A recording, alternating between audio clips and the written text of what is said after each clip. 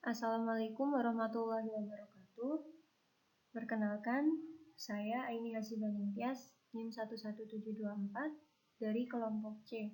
Saya di sini mewakili kelompok C untuk mempresentasikan hasil kerja kelompok kami dalam diskusi topik kelima ini dengan judul Gambaran Epitel Mukosa Oral dengan Papaniculae Staining pada metode oral exfoliative cytology.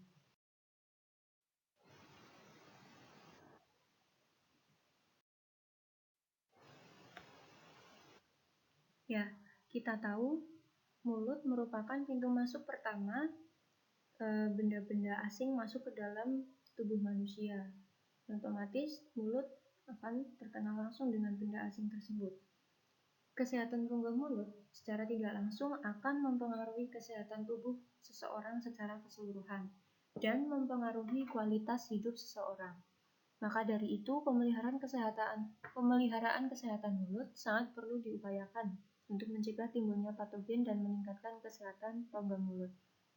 Lalu dari mana kita tahu mulut sedang dalam kondisi tidak normal atau sedang mengalami kondisi patologis? Ya, salah satunya adalah dengan metode oral exfoliative cytology. Kita tahu mulut dilapisi oleh mukosa, dan mukosa oral itu lapisan teratasnya merupakan epitel pipih yang berlapis.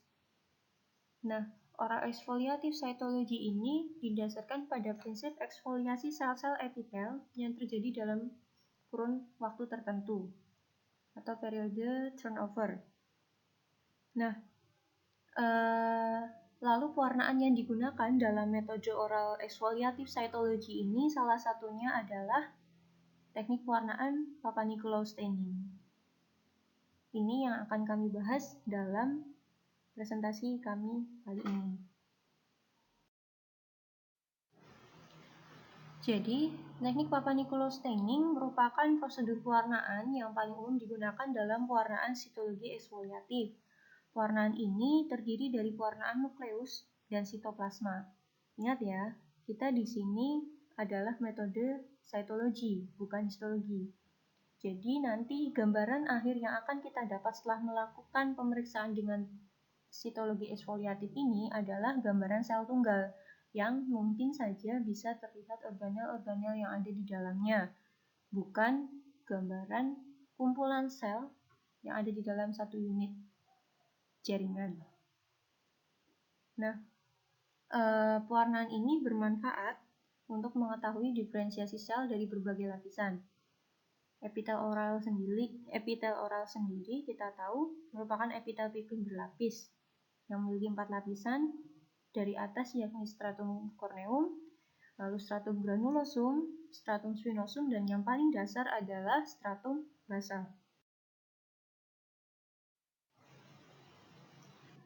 Kenapa PAP atau Papaniculae staining digunakan untuk pewarnaan sitologi eksfoliatif ini?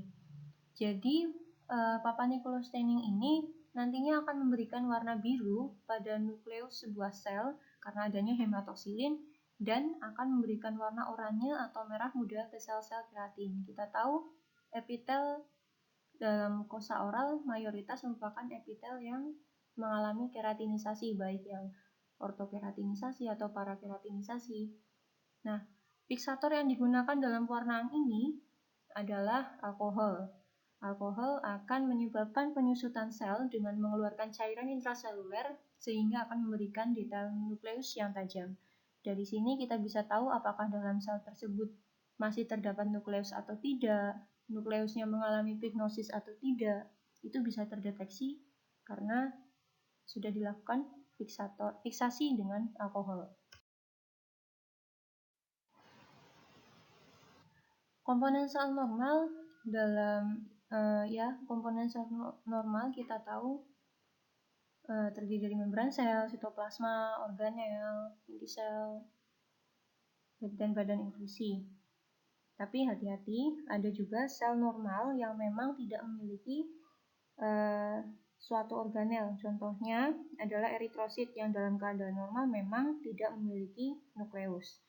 Jadi, karena keadaan atau karakteristik sel itu berbeda-beda, kita juga perlu menentukan teknik yang sesuai, teknik warnaan yang sesuai, agar struktur dapat terlihat dengan jelas saat diamati dengan mikroskop cahaya.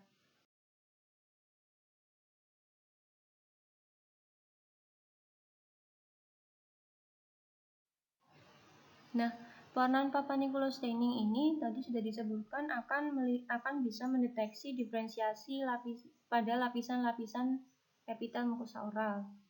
Nah, warna apa sih? Jadi, sel-sel superficial atau pada stratum corneum akan berwarna oranye terang, lalu sel-sel intermediate atau pada stratum granulosum akan berwarna merah muda, dan yang terakhir, sel di lapisan basal dan lapisan parabasal atau stratum basal dan stratum spinosum akan berwarna biru. Untuk presentase sel yang akan kita temukan dalam keadaan normal, paling banyak disumbang oleh sel-sel dari stratum granulosum, diikuti sel-sel dari stratum corneum, dan sisanya dalam jumlah kecil adalah sel-sel dari lapisan basal dan parabasal. Kenapa lapisan basal dan parabasal menyumbang sedikit sel? Karena metode oral exfoliative cytology ini dilakukan dengan salah satunya cytobrush. Cytobrush tidak akan bisa menjangkau sel-sel di lapisan basal dan parabasal jika epitel dalam keadaan normal, sehingga presentasenya kecil.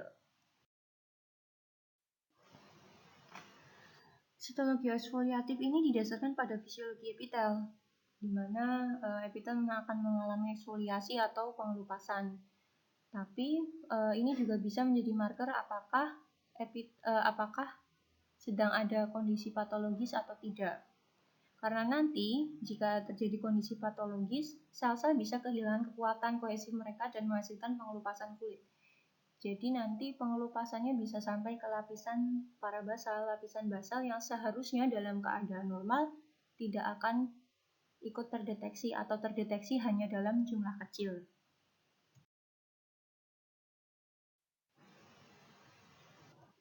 Nah, bisa terlihat dalam kondisi normal ditemukan sel-sel yang berwarna merah atau dalam hal ini sel-sel di lapisan superficial dan intermediate yang memang seharusnya ditemukan.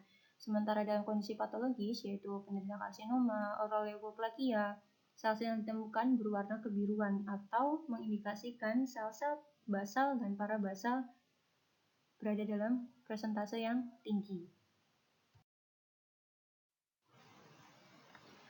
Faktor lain yang dapat mempengaruhi perubahan pada mukosa oral antara lain juga ada faktor hormonal dan penggunaan perawatan ortodonsi. Lalu juga dengan bertambahnya usia dan penyakit sistemik.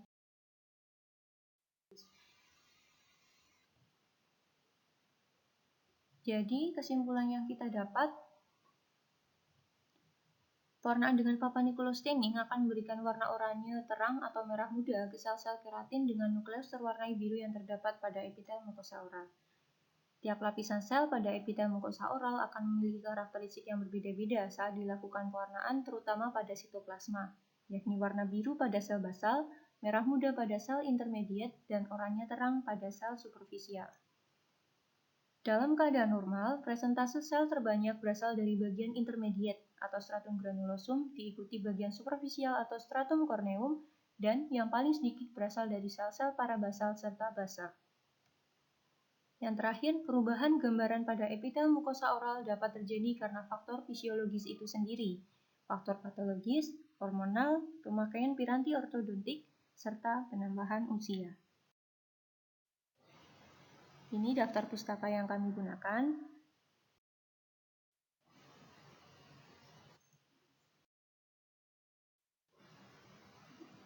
Ya, jadi demikian presentasi dari kelompok kami.